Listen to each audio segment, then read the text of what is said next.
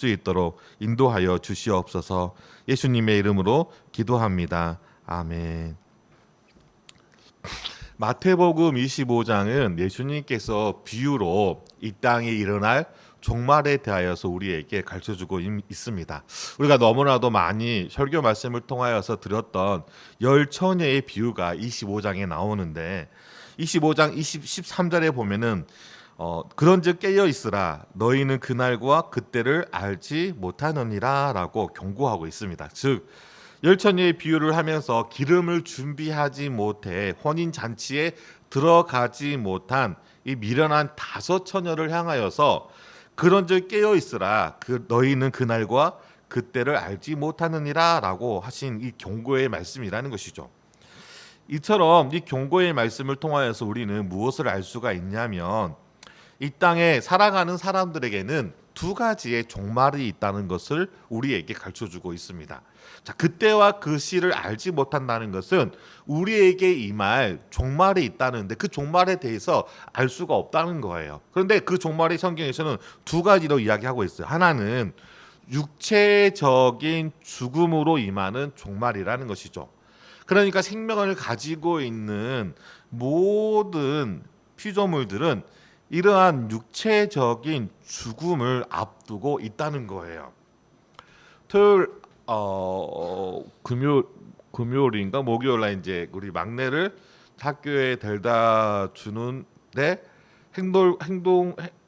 횡단보도에서 고양이가 이렇게 차에 치여가지고 죽어 있는 거예요. 그래서 이제 하별이가 먼저 가고 그다음에 제가 막내를 데려다 줬으니까 하별아 혹시 가면서 고양이 죽은 거 봤냐라고 하니까 못 봤다는 거예요. 그러니까 그 찰나라는 것이죠. 15분 그 찰나에 미물인 이 고양이도 자기가 그 횡단보도를 급하게 건너다가 차에 치일 줄을 몰랐을 거예요. 우리 인간도 마찬가지라는 것이죠. 우리가 언제 죽을지 알지를 못한다는 거예요. 시한부 인생을 그렇게 의사로부터 선고를 받은 그 사람조차도 3개월 후에 죽습니다, 6개월 후에 죽습니다라고 말하지만 그 의사가 말한 그 3개월 후, 6개월 후에 죽을 수도 있고 더 살 수도 있고 그것보다 더 일찍 죽을 수도 있다는 것이죠. 그러니까 모든 사람은 이와 같이 육체적인 그 종말을 맞이하는 그 시간 속에서 살아가고 있다는 거예요. 그래서 내가 건강하다고 해서 지금 내가 잘 나간다고 해서 우리가 장담할 수가 없는 거예요. 건강하고 내가 아무리 인기가 많이 있다고 하더라도 한순간에 불의의 사고로 인하여서 우리의 생명이 이 땅에서 꺼질 수도 있다는 것입니다. 이게 첫 번째 육체적인 종말에 대한 부분이라면 두 번째 종말은 성경에서 말하고 있는 주님이 다시 재림하는 그 마지막 날을 의미하는 것이죠. 이처럼 육체의 종말이든 주님이 오시는 그날이든 그날과 그때를 우리는 알 수가 없기 때문에 항상 깨어 있어야 한다는 것을 우리에게 말해주고 있는 것입니다. 그러나 이 말씀은 더불어서 종말을 앞두고 있는 우리에게 해당되어지는 말씀이지만 또 한편에 이 말씀은 어떻게 보면은 끊임없는 유혹과 공격, 즉 어두움의 영들의 공격 속에 놓여져 있는 그러한 그리스도인들을 향하는 말씀임을 우리 또한 알 수가 있는 것이죠. 그러냐면 전쟁에 임하는 군인들은 언제 어느 순간에 전투가 임할지 모르기 때문에 항상 5분 대기조를 준비하고 있습니다. 5분 대기조라는 것은 5분 안에 전투에 나갈 수 있는 사람을 말하는 것이죠. 그러니까 어느 한순간에 전투가 일어나게 되어지면 그 침입한 적을 막기 위해서 5분 안에 준비해서 출발을 해야지만이 침범하는 그 전투에서 그 적군들을 이겨낼 수가 있다는 것이죠. 그러니까 늘 언제나 우리는 우는 사자가 먹이를 삼키려고 하는 것처럼 우리를 지켜보고 있기 때문에 우리를 삼키려고 하기 때문에 우리는 항상 깨어 있어야 한다는 것입니다. 왜? 언제 공격할지, 언제 우리를 유혹할지 그때와 그 날을 우리는 알 수 없기 때문이라는 것이죠. 느헤미야와 이스라엘 백성들이 일어서지 못하도록 공격하고 있는 호론 사람 산발렛과 종이었던 암본 사람 도비야, 그리고 새롭게 등장한 아라비아 사람 게셈처럼 언제나 내가 일어섰거나 또 어떤 일을 하려고 할 때마다 그때마다 우리를 노려서 우리를 넘어뜨리려고 하는 그런 적대 세력이 있다는 것이죠. 또한 그 세력들은 우리의 연약함을 너무나도 잘 알고 있어요.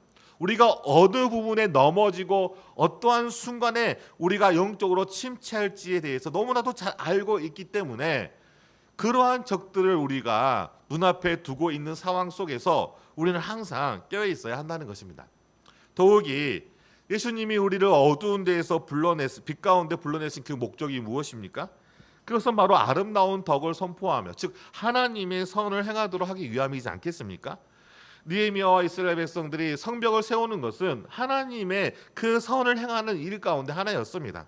이렇게 복음에 합당한 삶을 살려고 하면 할수록 더욱더 우리를 공격하는 어두움의 세력들이 있다는 것을 우리는 잊지 말아야 한다는 것이죠. 우리가 은혜 안에 있다고 해서 결코 안심할 수 없는 이유가 더욱더 거센 공격으로 우리를 넘어뜨리려고 하는 어두움의 영들이 우리가 죽는 날까지, 아니 주님이 오시는 마지막 날까지 기승을 부리기 때문이라는 것이죠. 우리가 은혜 밖에 있을 때, 은혜로부터 미끄러져 있을 때에는 그 공격이 뜸합니다. 오히려 공격하지 않겠죠. 왜? 이미 정욕에 휩쓸려 살아가고 있기 때문에 그냥 그대로 살아가도록 내버려 두는 것이죠. 그러나 우리가 하나님의 은혜 안에 살고자 생각하고 또 그렇게 노력하고자 우리가 의지를 세우는 순간 예상하지 못한 공격으로 흔들리게 되거나 굳게 잡은 그 마음이 한순간에 사라지게 만든다는 것이죠. 이러한 절대절명의 위기 속에 있을 때 이 느헤미야는 그러한 어려움들을 헤쳐나갈 그 방법이 무엇인지를 분명히 알았던 것입니다. 그것은 바로 자신의 시선을 자신에게 그대로 두는 것이 아니라 하나님께 돌리는 것이었습니다. 자 보십시오. 이스라엘 민족은 황폐해졌습니다.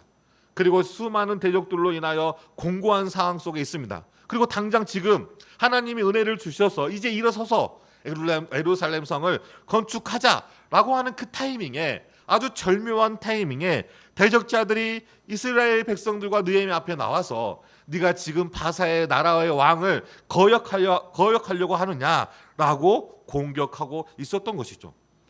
항상 이 눈앞에 놓여져 있는 이 시선을 이 환경을 볼 때 더욱더 그들이 두려워할 수밖에 없는 상황이지만 느헤미야는 그곳에 시선을 두는 것이 아니라 하나님께 시선을 두고 있었던 것을 볼 수가 있는 것이죠. 아니 애초부터 그가 술을 맡은 관원장으로 있을 때부터 이 느헤미야의 시선은 그가 하고 있는 일이 아니라 하나님께 온전히 자신의 생각과 자신의 마음을 고정하고 있었던 것을 우리는 살필 수가 있는 것이죠.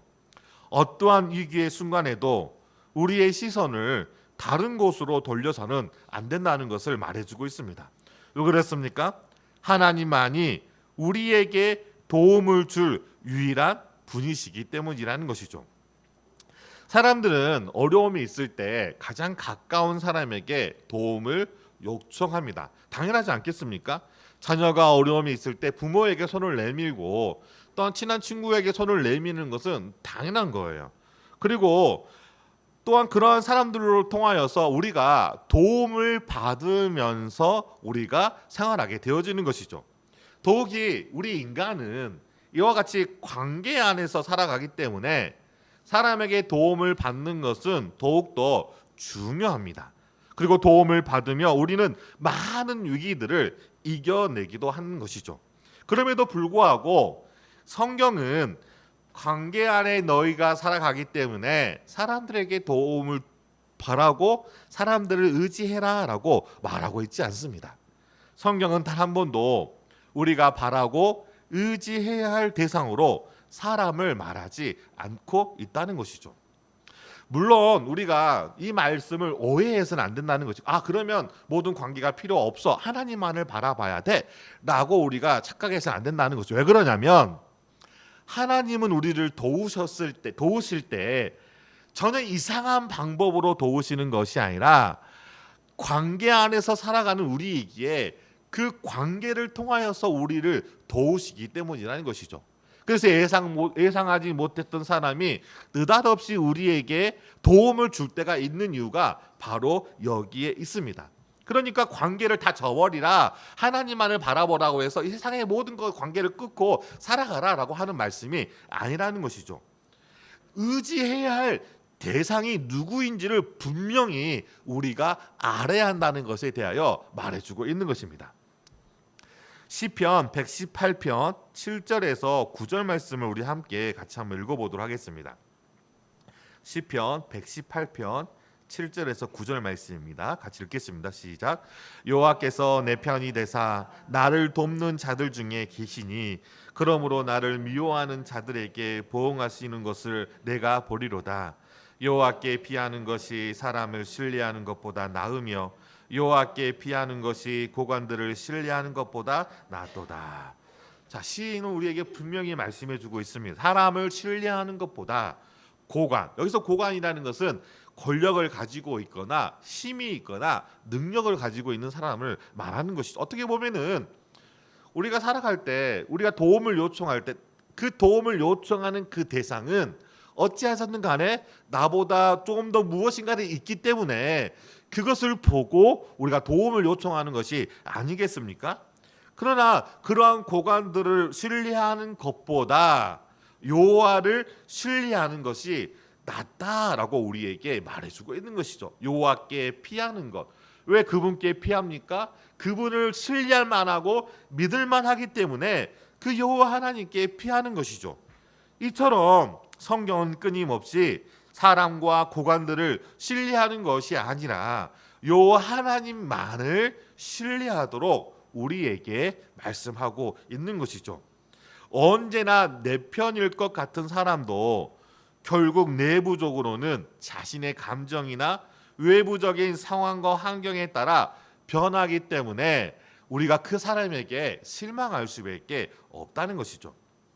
방금 전까지 서로 사랑한다라고 고백하는 그 여인의 관계 안에서도 1분 1초 지난 후에 아주 사소한 것 때문에 다투고, 그 사소한 것이 심지어는 사랑한다라고 고백했던 그 관계를 깨뜨려 헤어지는 그러한 일들이 다반다사합니다. 이처럼 이 땅에 존재하는 사람들은 영원히 내 편일 것 같지만 내 편은 존재하지 않는다는 거예요. 내 편을 찾는 사람들의 마음을 우리가 알 수가 있는데, 그것은 뭐냐면 끊임없이 사람들은 자기 편을 찾고자 또한 자기 편을 만들고자 살아간다는 거예요. 우리가 어린아이들에게 종종 묻는 질문 가운데 하나가 있습니다. 그것이 무엇이냐면, 저도 우리 아이들이 자라났을 때 자주는 그렇지는 않았던 것 같아요. 왜? 이런 질문을 하지 말라라고 보통은 상담사들이 이야기하거든요. 엄마가 좋아? 아빠가 좋아? 라고 하는 그 질문이죠. 아마 여기 계시는 분들 그런 질문들을 아마 자녀들한테 한 번씩은 해보지 않았습니까?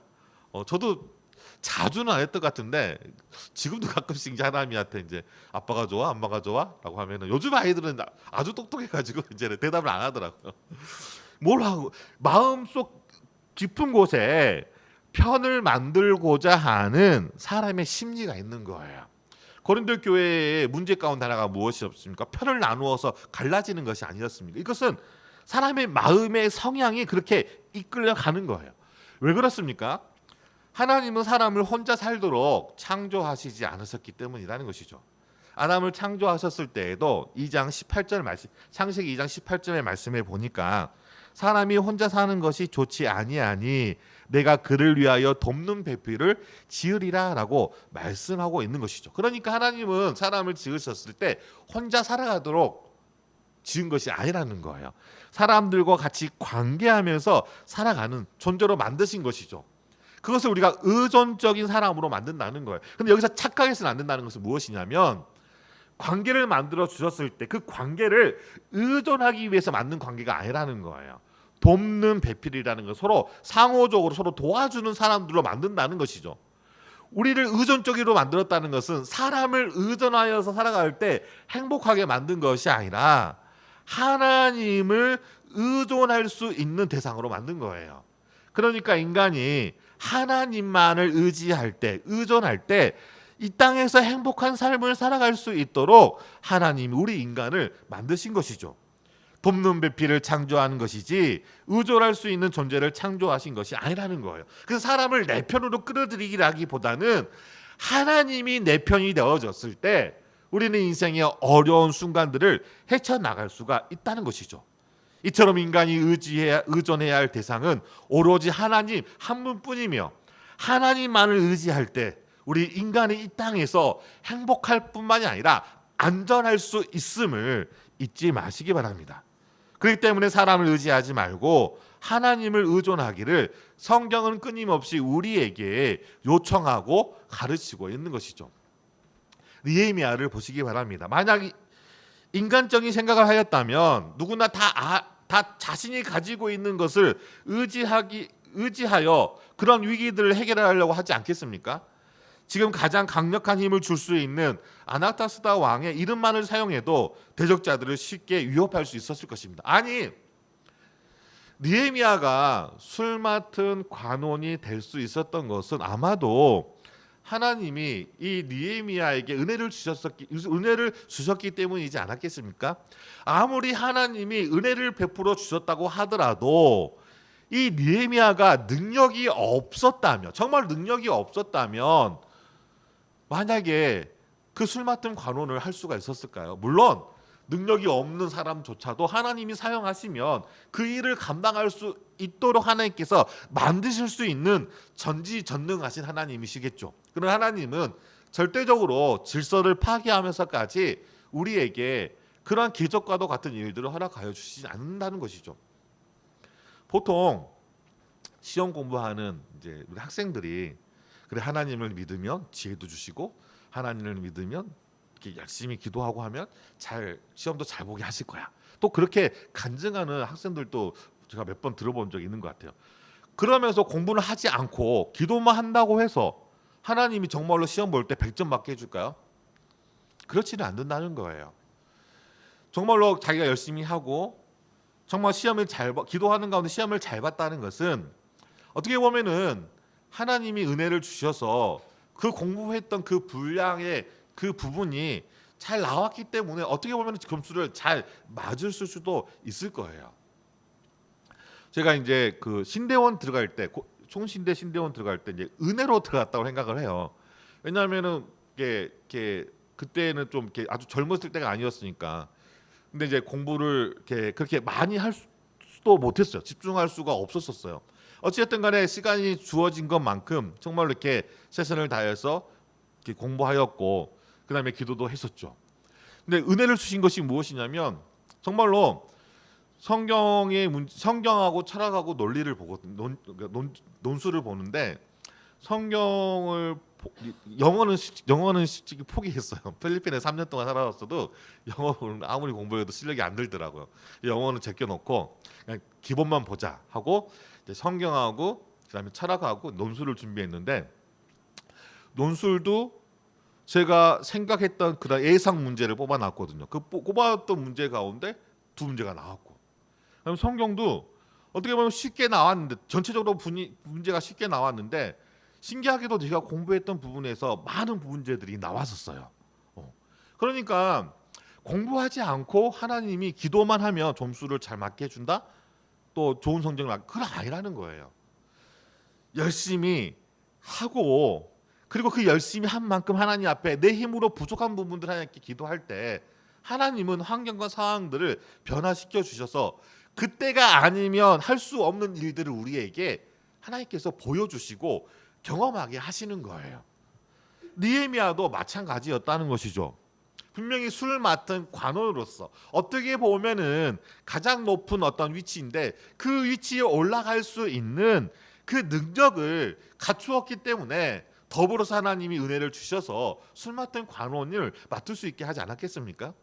어떻게 보면 자신에게도 능력이 있을 것이고 또한 술 맡은 관원으로서 근무하였기 때문에 또 자신이 가지고 있는 세력도 있었을 것입니다. 더욱이 아낙사스다 왕의 지지를 받고 있었기 때문에 이러한 것들을 의지하여서 충분히 대적을 물리칠 수 있었다는 것이죠. 그러나 느헤미야는 누구보다도 이 시인이 고백했던 말씀처럼 사람을 신뢰하는 것보다 고관들을 신뢰하는 것보다 요 하나님만을 신뢰하는 것이 나음을 알았던 것이죠.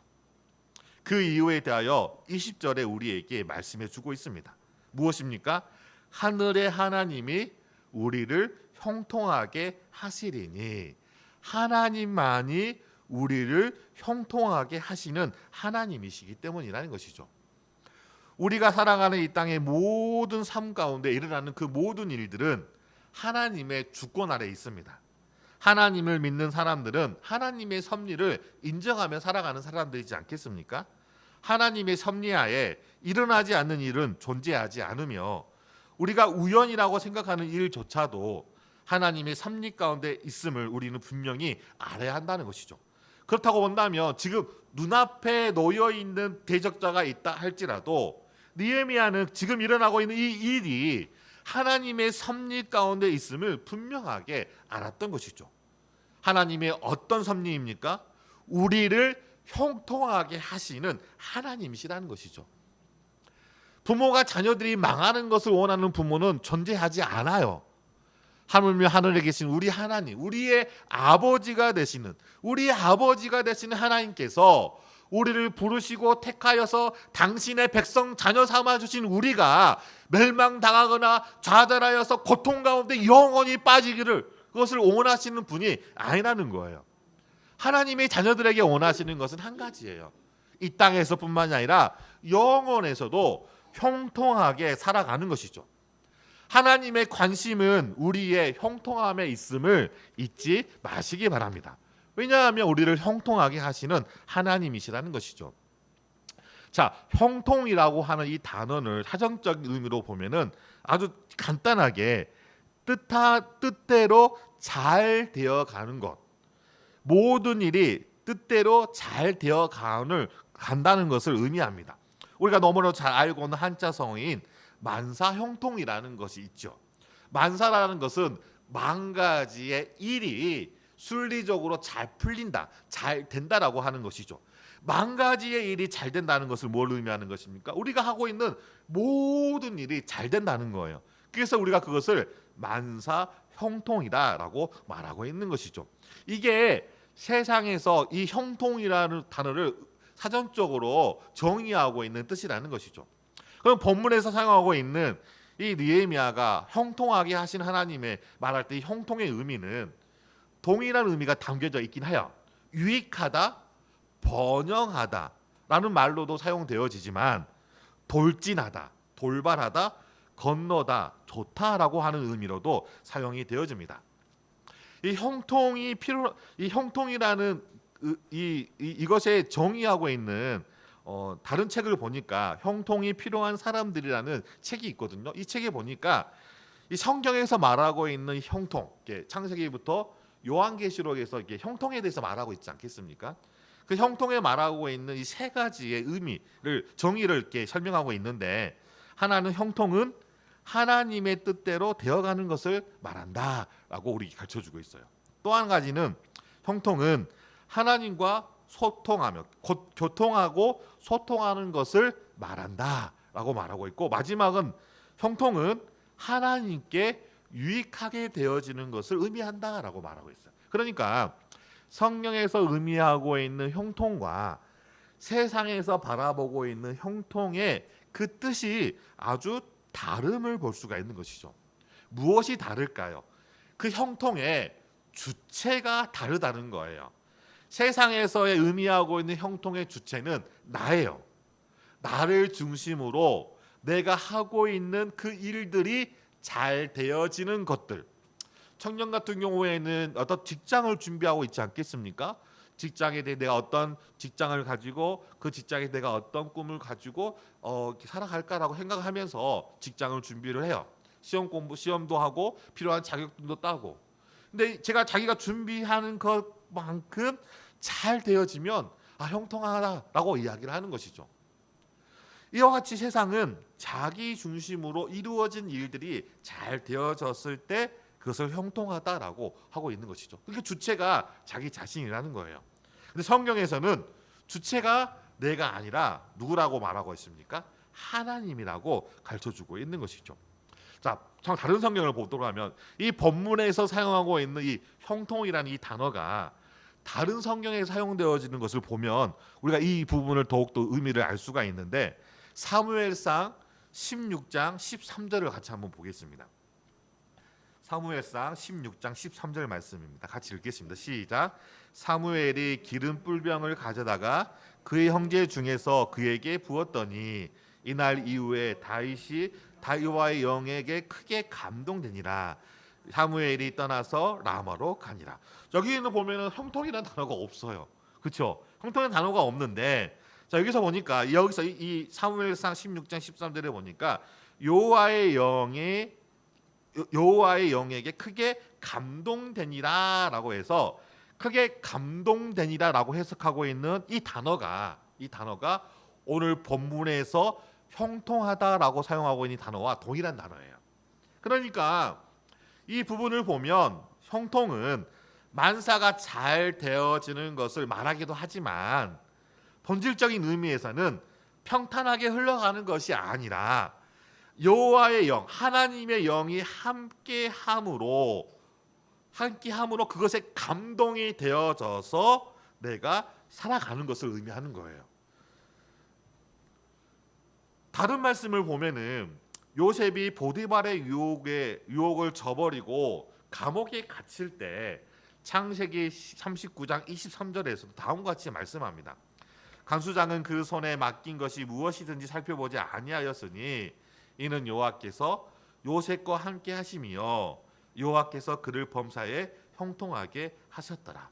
자, 그를 범사에 형통하게 하셨더라라고 하는 말씀 이전에 뭘 말씀하고 있죠?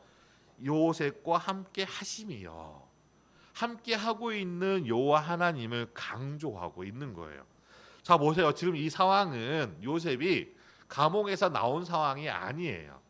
보디발의 아내가 유혹을 하였고 그 유혹을 하나님 앞에서 물리칩니다. 그로 인하여서 이 요셉은 감옥에 갇히게 되어지는 것이죠.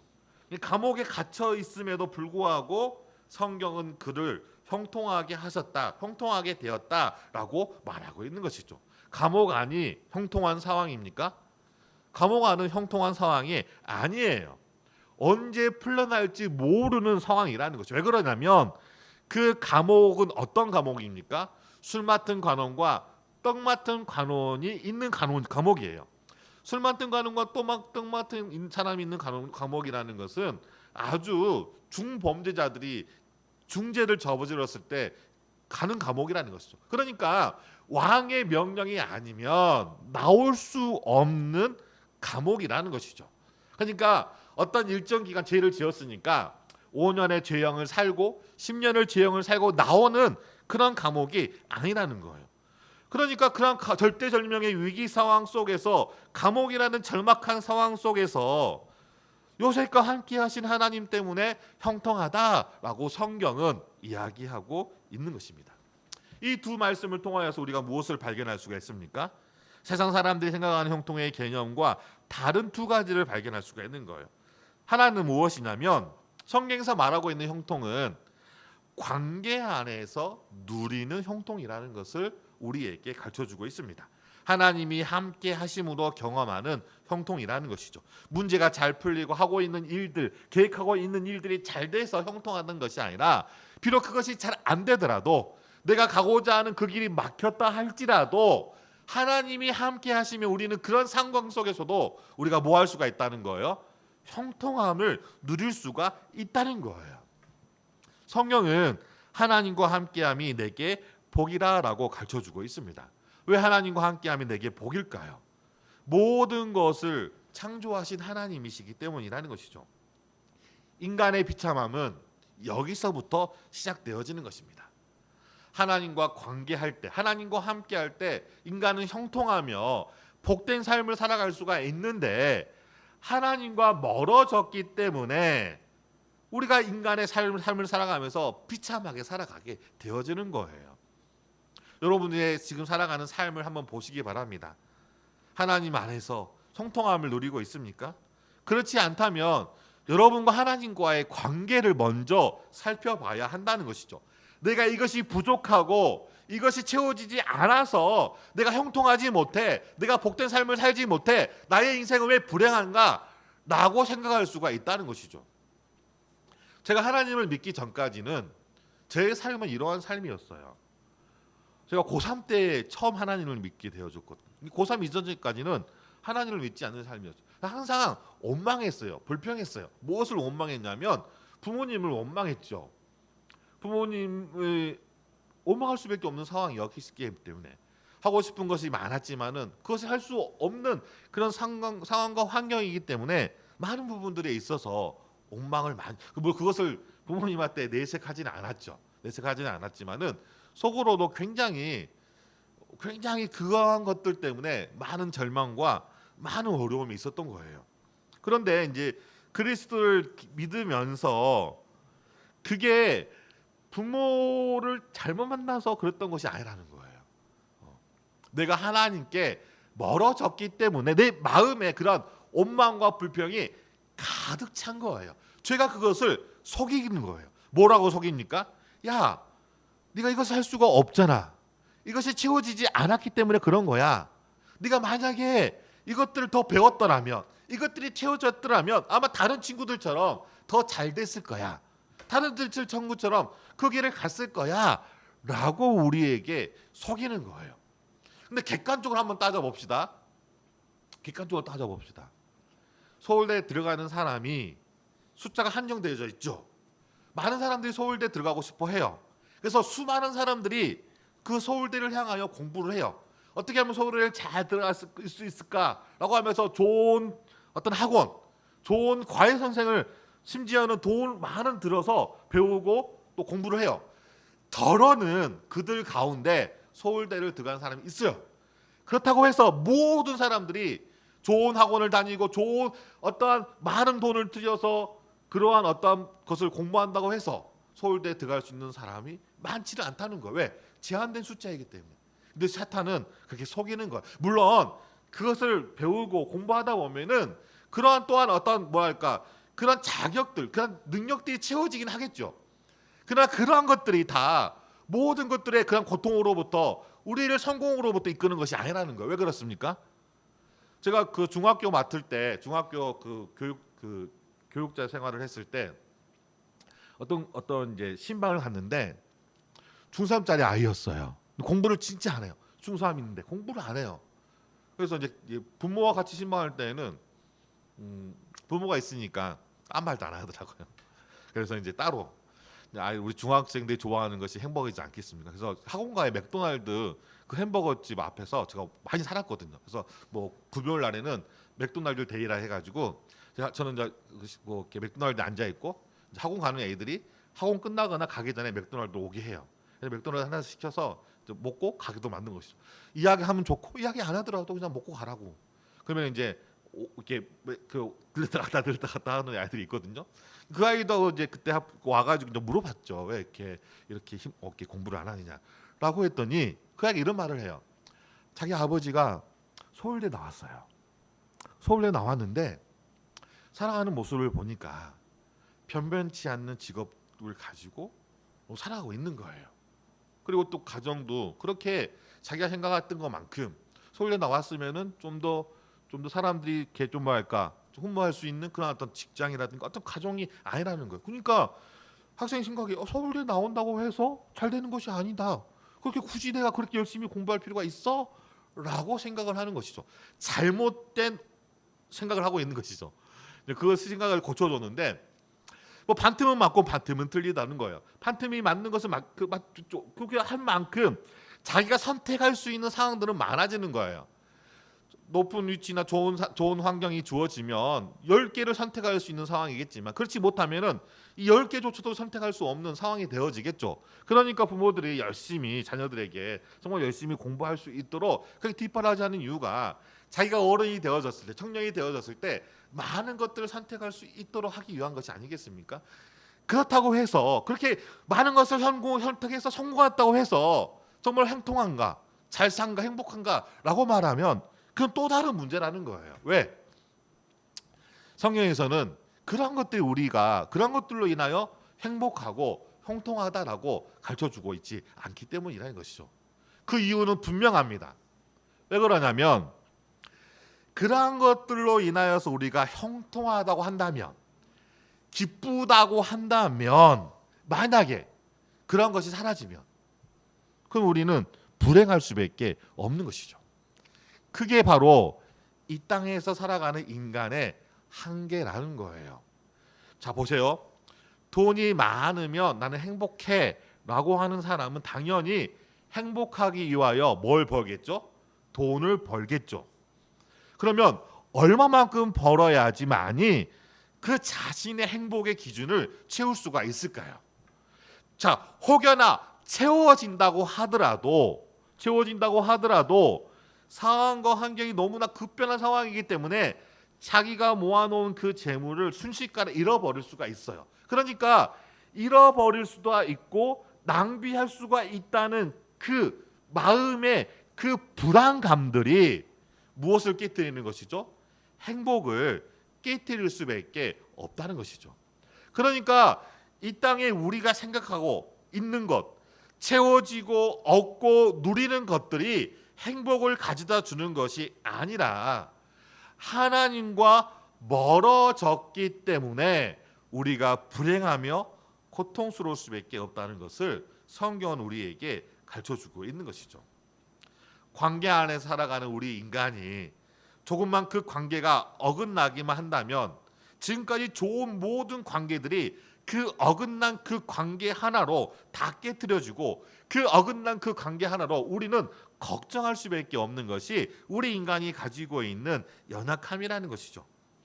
관계 안에서 누리는 형통이기 때문에 물질적인 것보다 이 형통은 영적인 부분임을 우리에게 가르쳐주고 있습니다. 이게 바로 우리의 삶이라는 것을 잊어서는 안 된다는 것. 따라서 우리는 형통하기 위해서는 이 땅에서 무엇을 얻을까, 무엇을 누릴까를 생각하는 것이 아니라 우리의 영혼의 회복에 좀 더 관심을 가져야 한다는 것을 우리에게 성경은 말해주고 있는 것이죠. 그리고 하나님과의 관계 안에 누리고 있는 형통이기에 이 형통은 하나님의 말씀과 밀접한 관계를 가지고 있다는 것입니다. 여호수아 1장 7절에서 8절 말씀을 같이 한번 보도록 하겠습니다. 여호수아 1장 7절에서 8절 말씀입니다. 같이 읽겠습니다. 시작. 오직 강하고 극히 담대하여 나의 종 모세가 내게 명령한 그 율법을 다 지켜 행하고 우로나 좌로나 치우치지 말라. 그리하면 어디로 가든지 형통하리니 이 율법책을 내 입에서 떠나지 말게 하며 주야로 그것을 묵상하여 그 안에서 기록된 대로 다 지켜 행하라. 그리하면 내 길이 평탄하게 될 것이며 내가 형통하리라. 하나님과 관계 안에서 누리는 형통이라고 한다면 두 번째로는 하나님의 말씀을 통하여 누리는 형통임을 우리에게 말해주고 있습니다. 가나안 땅을 이제 들어가기에 앞서서 지금까지 자신들을 인도하였던 모세가 죽게 됩니다. 그리고 자신 앞에는 강력한 무기와 힘을 가지고 있는 그런 가나안 민족들이 있었기 때문에 여호수아는 지금 있는 이 상황을 본다면 두려워할 수밖에 없는 것이죠. 그러나 하나님은 이 상황에 시선을 두는 것이 아니라 하나님께 시선을 두기를 원하면서 두려워하지 말고 담대할 것을 권하고 있습니다. 그리고 형통할 수 있는 비결을 제시해주고 있는데 그것이 무엇입니까?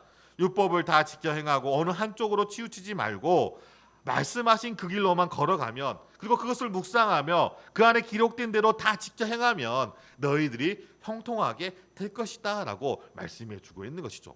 그리고 이어서 여호수아 1장 9절에 보면 내가 내게 명령한 것이 아니냐, 강하고 담대하라, 두려워하지 말라, 놀라지 말라, 내가 어디로 가든지 내 하나님 여호와가 너와 함께 하느니라 하시니라.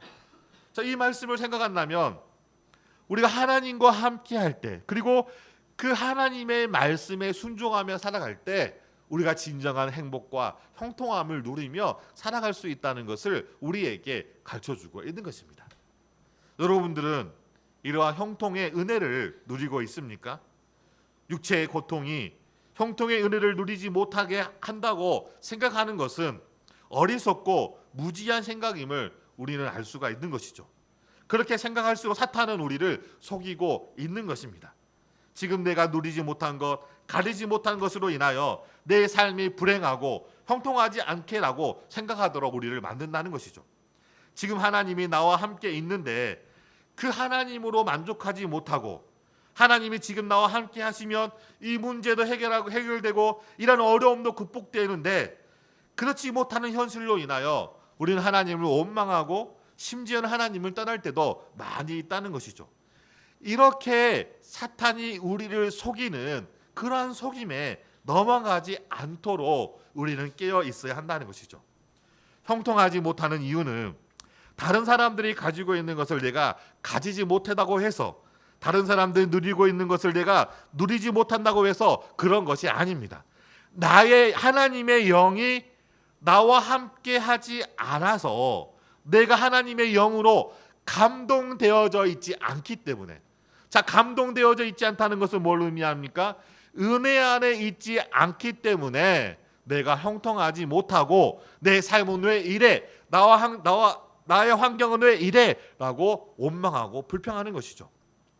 여러분이 예수님을 통해 구원받은 하나님의 자녀라면 지금 이 순간 함께 하시는 임마누엘의 예수님으로 인하여 우리는 형통하며 그 은혜 가운데 삶을 살아가야 하는 것은 당연하다는 거예요. 그러나 그렇지 못하고 있는 이유가 무엇입니까? 내 안에 하나님을 가까이 하기보다는 내 안에 종욕이 이끄는 대로 그것을 쫓고자 하는 내 마음의 오염으로 인하여 내가 지금 불행한 상황 가운데, 고통의 상황 가운데 있음을 잊지 마시기 바랍니다. 마지막으로 느헤미야는 시선을 하나님께 돌릴 때 우리를 형통하게 하시는 하나님이시구나라고 하는 이 사실과 또 한 가지 사실을 발견하게 되어졌는데 그것이 무엇입니까? 대적자들이 우리를 어찌할 수 없는 그런 하나님의 전적인 특권을 가진 자임을 분명히 알았던 것이죠. 그래서 눈앞에 있는 대적자들을 향하여 이 예루살렘의 성전을 짓는 이 문제는 너희들이 간섭할 그 어떠한 명분이나 이유가 없음을 강조하고 있는 것이죠. 20절 하반절에 보니까 오직 너희에게는 예루살렘에서 아무 기업도 없고 권리도 없고 기억되는 바도 없다 하였느니라. 그렇습니다. 하나님의 나라에 살아가는 하나님의 백성들에게 주신 특권이라는 것이죠. 이 세상의 사람들에게 주신 특권이 아니라는 거예요. 그러니까 그들에게는 기업도 당연히 없습니다. 권리도 당연히 없죠. 어떤 권리입니까? 우리가 연약함 때문에 넘어졌을 때 하나님 우리의 죄를 용서해 주시면 다시금 우리를 품으시고 안으시고 다시금 우리를 일으켜 세워주셔서 다시금 하나님의 자녀로서 살아갈 수 있는 그러한 은혜를 주시는 그 하나님의 은혜를 누릴 수 있는 권리를 그들은 없는 거예요. 더욱이 기억되어는 바도 없다. 하나님의 생명책에 기록되어 있지 않기 때문에 하나님은 그들을 기억하지 않는 거예요. 오직 누구에게만? 그리스도를 통하여 부르심을 받은 하나님의 자녀들에게만 주시는 특권이라는 것을 이 느헤미야는 누구보다도 잘 알고 있었던 거예요. 그래서 그들을 향하여 이 예루살렘에서 너희들이 지금 힘이 있는 것처럼 보이고 능력이 있는 것처럼 보이고 어떻게 보면 이 예루살렘을 다스리고 있는 그런 실질적인 권력을 가지고 있는 것처럼 보이지만 그 권력을 누가 주었느냐? 너희들에게는 더 이상 이 예루살렘에서 아무런 기업도 없을 뿐도 아니고 권리도 없고 기억되는 바도 없다라고 강력하게 말하고 있는 것이죠. 우리도 마찬가지입니다. 이 말씀이 의미하는 바가 무엇이겠습니까? 이 싸움의 주도권이 너희에게 있는 것이 아니라 누구에게 있는 거예요? 하나님께 있다는 거예요. 끊임없이 우리를 넘어뜨리려고 하는 어둠의 영에 그런 위험에 노출되어져 있지 않겠습니까? 그러나 우리가 두려워할 필요가 없는 것은 모든 영적인 싸움의 주도권은 누구에게 있는 거예요? 하나님께 있는 거예요. 그렇기 때문에 그 하나님만을 우리가 붙잡고 살아가기만 한다면 그들이 그 하나님 안에 있는 우리를 빼앗을 수도 또한 우리의 그 어떤 것들을 가져갈 수도 있는 그런 특권이나 능력을 하나님께서 허락하여 주시지 않는다는 거예요. 말씀을 맺도록 하겠습니다. 큰 대적을 맞이한 여호사밧과 유다와 예루살렘 백성들에게 하나님이 아이시엘을 통하여 사시는 말씀이 있어요. 역대하 20장 15절 말씀에 다음과 같이 말씀합니다. 아하시엘이 이르되 온 유다와 예루살렘 주민아 여호사밧 왕이여 들을지어다. 여호와께서 이와 같이 너희에게 말씀하시기를 너희는 이 큰 무리로 말미암아 두려워하거나 놀라지 말라. 이 전쟁은 너희에게 속한 것이 아니요 하나님께 속한 것이다. 그렇습니다. 우리가 살아가는 모든 삶의 주도권이 누구에게 있습니까? 나에게 있는 것이 아니라 하나님께 있어요. 나에게 있다고 생각하기 때문에 우리가 원망하고 불평하고 염려하고 근심하는 거예요. 나에게 있다고 생각하기 때문에 내 자신의 부족한 능력으로 인하여 내 환경의 연약함으로 인하여 우리는 끊임없이 염려하고 두려워할 수밖에 없는 거예요. 그러나 내가 내 삶을 살아가지만 내 삶의 주도권은 나에게 있는 것이 아니라 누구에게 있습니까? 하나님께 있음을 기억하시기 바랍니다. 그 하나님을 붙잡고 의지하고 깨어서 그 말씀대로 순종하고자 하는 그 모든 사람들을 하나님께서 형통의 길로, 행복의 길로, 안전의 길로 인도하신다는 사실을 우리는 결코 잊어서는 안 된다는 것이죠. 그러한 삶을 살아가시기를 주의 이름으로 축원합니다.